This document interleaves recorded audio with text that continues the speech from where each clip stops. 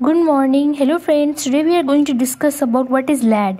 So whenever a baby is born there is a lad present. बात ये होती है कि जब भी कोई ह्यूमन न्यूबॉर्न बेबी पैदा होता है उसका जो माइंड होता है उसके अंदर अल्लाह ताला ने एक चीज़ रखी होती है LAD. LAD actually stands for language acquisition device.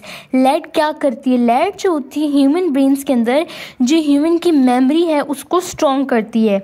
यानी लैड के थ्रू कोई भी नॉर्मल ह्यूमन बेबी जो है वो लैंग्वेज को एक्वायर करता है, लैंग्वेज को सीखता है. आगे देखिए, scientist Noam Chomsky discovered this device in human brain. एक साइंटिस्ट थे नोम चॉम्स्की, उन्होंने इस डिवाइस को डिस्कवर किया ह्यूमन ब्रेन्स में. आगे अगर हम फर्दर देखें, एक्विजिशन मीन्स क्या? एक्विजिशन मीन्स टू एक्वायर, सीखना. किसी चीज़ को सीख रहे हैं, किसी चीज़ को लर्न कर रहे हैं, ये क्या कहलाएगा? एक्विजिशन.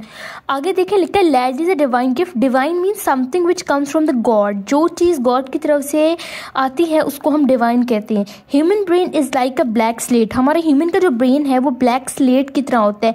जो भी चीज़ हम सीखते हैं, लर्न करते हैं, वो उस ब्लैक स्लेट के ऊपर स्टोर हो जाती है. अगर हम बात करें हमारे ह्यूमन ब्रेन के अंदर कितनी कैपेसिटी है कि वो कितनी नॉलेज को स्टोर कर सकता है, it is 2.5 petabyte. You can see कितनी ह्यूमन ब्रेन की कैपेसिटी है, 2.5 पेटाबाइट. नेक्स्ट अगर हम चलें, हमारे पास कुछ थ्योरीज आती हैं जिन्होंने प्रूव किया था कि लैंग्वेज असल में कहाँ से आती है. First of all we are going to discuss the divine source theory. So what actually the divine source theory? It is the theory. सबसे पहली बात याद रखें, डिवाइन सोर्स थ्योरी सबसे ज़्यादा पुरानी थ्योरी है. उससे ज़्यादा पुरानी थ्योरी कोई नहीं आई थी. दूसरी बात, डिवाइन सोर्स थ्योरी आपको ये सजेस्ट करती है कि जो लैंग्वेज है वो डिवाइन की तरफ से, गॉड की तरफ से आती है. अब हमारे पास कुछ बुक्स के रेफरेंस हैं जिनमें हम देखते हैं जो प्रूव करते हैं कि डिवाइन सोर्स थ्योरी जो है वो रियल है या नहीं है.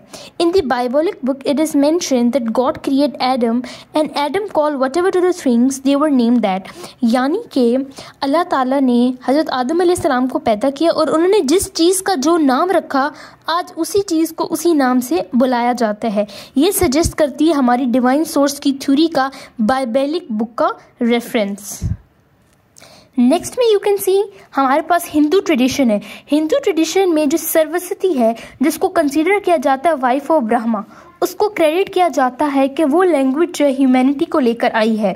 नेक्स्ट में हमारे पास कुछ एक्सपेरिमेंट्स हैं जो इस चीज़ को प्रूव कर रही हैं कि लैंग्वेज एक्चुअली डिवाइन की तरफ से आती है. First of all we are looking at the experiment of Greek pharaoh. There was a Greek pharaoh Psammetichus. He tried an experiment. There were 2 newborn babies. He isolated that babies after 2 years. एक scientist थे, Greek pharaoh था Psammetichus. उन्होंने 2 बच्चों को 2 साल के लिए एक कमरे में बंद कर दिया, आइसोलेट कर दिया, ताकि देखा जाए 2 साल बाद जब वो बच्चे को निकालेंगे तो बच्चे कौन सी लैंग्वेज बोलेंगे. After 2 years it was found that baby spoke Phrygian language. जब 2 साल बाद बच्चों को निकाला गया, इवन दो वो आइसोलेटेड थे, ना उनसे कोई बात की जाती थी, तो वो कौन सी लैंग्वेज बोल रहे थे? फर्जियन लैंग्वेज. तो फर्जियन लैंग्वेज को इस तरह कंसीडर किया गया कि फर्जियन लैंग्वेज वो लैंग्वेज है जो डिवाइन की तरफ से, गॉड की तरफ से आती है. Next we have King James experiment. King James carried same experiment in newborn babies spoke Hebrew language.